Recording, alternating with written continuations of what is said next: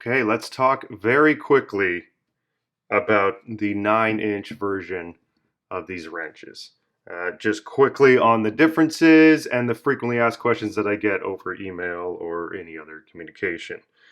First off, I know you want to know, I want to know also, how much does this weigh?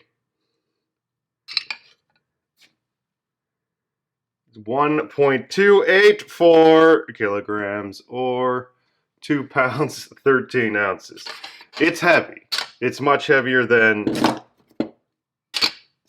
the 6-inch version.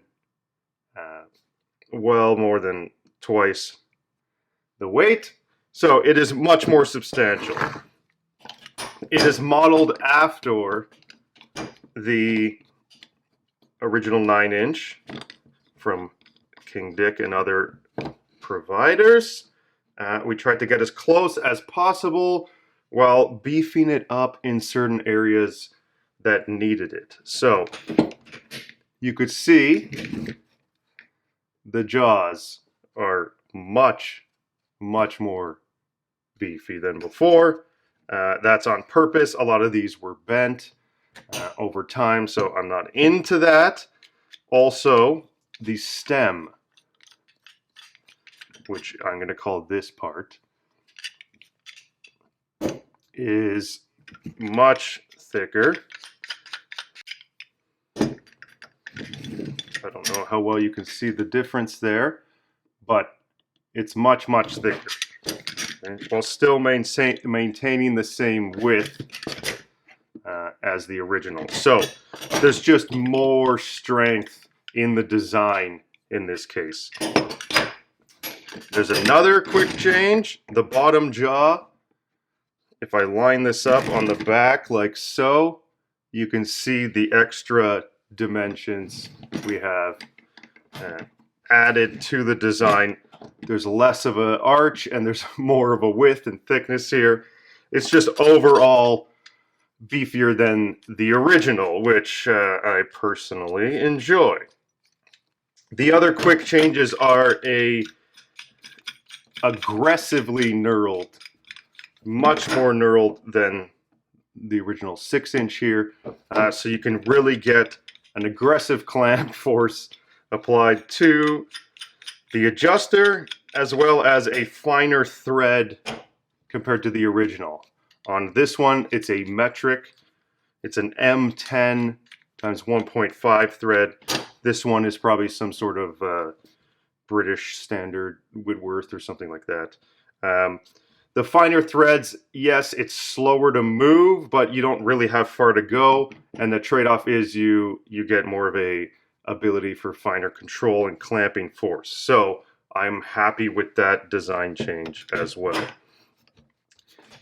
These are made out of laser cut blanks. You can see the laser profile here. I've chosen to leave the laser cut kerf just due to the fact that it adds a little extra grip when you need it, especially if you have oily hands. It's going to help big time, whereas the other one was very smooth, like way too smooth, for me personally at least. You can obviously smooth this out if you'd like to. The other thing is these are 44W steel and these are just wrought iron. These ones, and I have my 40 Rockwell hardness testing file, were not hardened for whatever reason, so neither are these, and that's kind of on purpose. So you can see all the dings and kind of scratches. It's just how it was back in the day, and for my personal use I have no issue whatsoever. Here's the first 6-inch one that we ever made. This is the one that we actually used to test the clamping force. That's why it's bent. We took it until it bent, and it's fine. So it's not the end of the world, and it's as close as we can get with modern steel to the original as well. I hope at one point to release a version with possibly a stronger, harder steel, but it's a completely different monster in itself. The other quick change is that these and every single wrench that we now sell is individually numbered. So it'll be unique to every single wrench, and that way you can kind of identify your own if need be. Maximum jaw capacity is about 2 3/4, 2.5 inches before the entire stem pops out. But you are really encouraged not to use it at maximum jaw opening. That's just not how these were designed to work.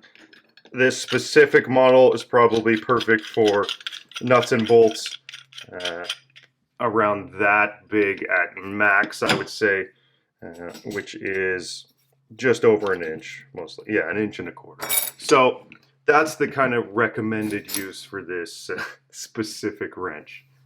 And finally, the finish is a stone washed finish. It has changed and evolved over the production of these wrenches, and I think the stone wash finish is one of the nicer ones we've ended with. So I really like that look. Hopefully you do as well. And of course, I can't talk about the 9-inch wrench without talking about the 18-inch wrench. This is currently just a one-off piece of fun for me personally. I don't know if anybody would be willing to pay the price that this actually costs to make, because it's ridiculous. It's probably $500. I just need it, and it is mine.